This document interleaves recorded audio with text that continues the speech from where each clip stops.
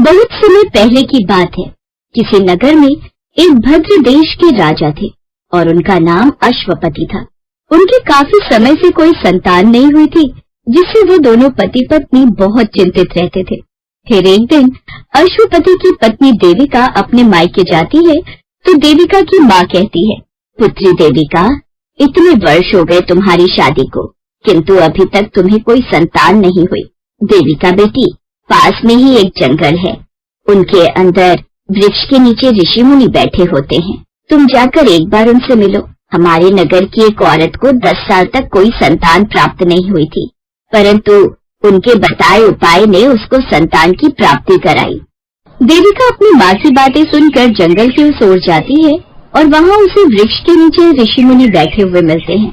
महाराज, आज मैं अपनी संतान की भीख मांगने आई हूँ। कई वर्ष हो गए किंतु मैंने अभी तक किसी संतान को जन्म नहीं दिया। देवी, तुम चिंतित मत हो, बहुत जल्द तुम्हारी ये चिंता दूर हो जाएगी। तुम जो वर्षों से अपनी हवेली में यज्ञ करवा रही थी, उसका फल तुमको जल्द ही मिलने वाला है। बस तुम यज्ञ को अपने सच्चे भाव के साथ करती जाओ। ये बात सुनकर देविका बड़ी खुश होती है और वो अपने ससुराल आकर राजा अश्वपति को बताती है और वो दोनों सच्चे दिल और भाव से यज्ञ करते हैं और यज्ञ आहुतियाँ देते हैं। पिछले 18 वर्षों से उनकी ये प्रक्रिया चली आ रही थी। आज वो समाप्त होने वाली थी और 18 वर्षों के बाद उन पर इस यज्ञ की कृपा हुई। देविका कुछ समय बाद माँ बन गई। उनके घर पर एक सुंदर सी कन्या ने जन्म लिया। स्वामी, हमारी संतान की इच्छा आज पूरी हुई है। तभी राजा अश्वपति ने देविका से कहा, हम बहुत प्रसन्न हैं स्वामी, आज से ही मैं अपनी पुत्री का नाम सावित्री रखूंगा। राजा अश्वपति के द्वारा उसकी पुत्री का नाम सावित्री रखा गया और धीरे धीरे सावित्री समय के साथ बड़ी हो गई थी, साथ में रूपवान भी हो गई। तभी राजा अश्वपति को अपनी सावित्री के विवाह की फिक्र होने लगी। देवी, अब हमारी पुत्री बड़ी हो गई है, हमको इसके लिए वर ढूंढने की तैयारी शुरू कर देनी चाहिए। जी स्वामी, आप सही कह रहे हैं। अपने जीवन साथी को चुनने का अधिकार हम अपनी पुत्री को ही देंगे। देविका की बात मानकर राजा अश्वपति अपनी पुत्री सावित्री से कहते हैं, पुत्री, अब तुम्हारी विवाह की उम्र हो गई है। मैं और महारानी चाहते हैं कि तुम अपने लिए स्वयं योग्य वर की तलाश करो। जी पिताजी।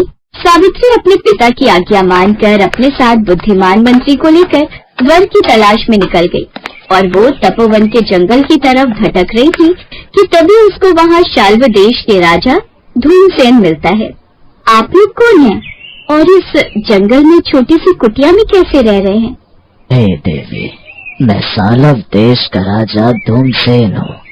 मेरा शत्रुओं के द्वारा सारा राज्य छीन लिया गया है और मुझे राज्य से भी वंचित कर दिया गया है, इसलिए हम वन में अपना जीवन व्यतीत कर रहे हैं। हम दृष्टिहीन हैं और वो मेरा बेटा सत्यवान है, जो पेड़ पर से लकड़ियाँ काट रहा है। तभी सावित्री सत्यवान की तरफ देखती है और उसी वक्त वो निर्णय करती है कि वो अपना विवाह सत्यवान के साथ ही करेगी। सावित्री अपने मंत्री के साथ अपने महल वापस आ जाती है। तभी वो अपने पिता के पास बैठे देवर्षि नारद को देखती है और उसके पिता सावित्री से कहते हैं, सावित्री पुत्री, क्या निष्कर्ष रहा तुम्हारी यात्रा का? तुम्हें क्या कोई वर पसंद आया?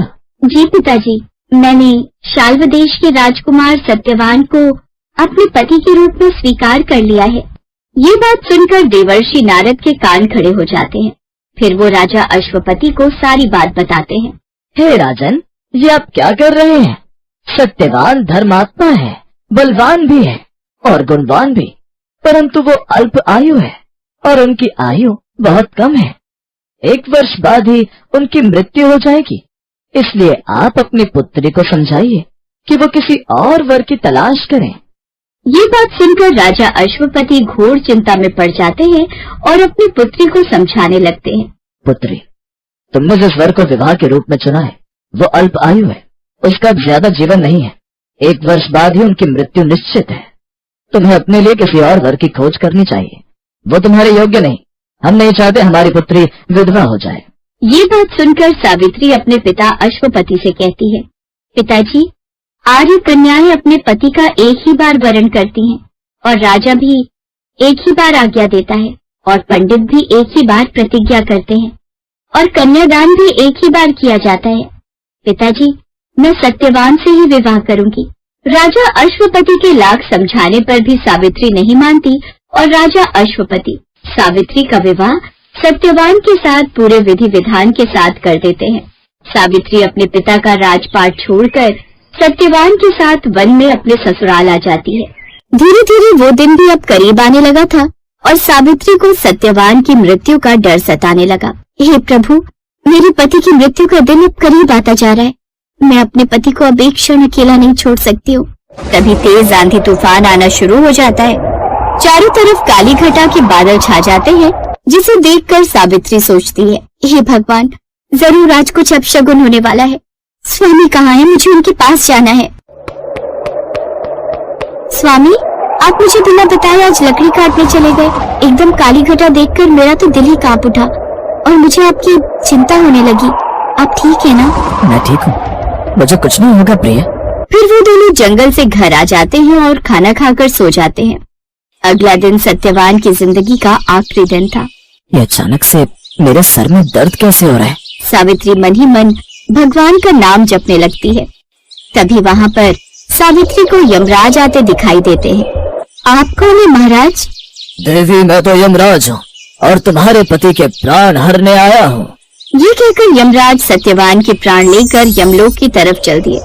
तभी सावित्री भी उनके पीछे पीछे चल देती है, जिसे देख यमराज कहते हैं, महाराज, मैं आपको अपने पति के प्राण नहीं ले जाने दूंगी। यमराज ने सावित्री की निष्ठा और पति प्रणता को देखकर उन्होंने सावित्री से कहा, हे देवी, मैं तुम्हारी निष्ठा और पति प्रणता को देखकर प्रसन्न हूँ। तुम मुझे कोई भी वरदान मांग सकती हो। महाराज, मुझे 100 पुत्र सौभाग्यवती होने का वरदान दे। ठीक है देवी, मैंने तुमको ये भी वरदान दिया, जाओ अब घर लौट जाओ। ये बात सुनकर सावित्री ने यमराज से कहा, महाराज, मैं एक पतिव्रता पत्नी हूँ और आपने मुझे पुत्रवती होने का वरदान दिया है, फिर आप मेरे पति को कैसे ले जा सकते हैं? ये बात सुनकर यमराज को सत्यवान के प्राण छोड़ने पड़े और वहाँ से यमराज अंतर्ध्यान हो जाते हैं और सावित्री सत्यवान के पास आ गई और अब वो सब खुशी खुशी रहने लगे।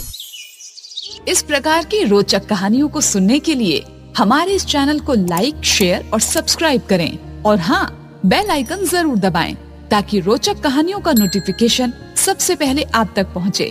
नमस्कार।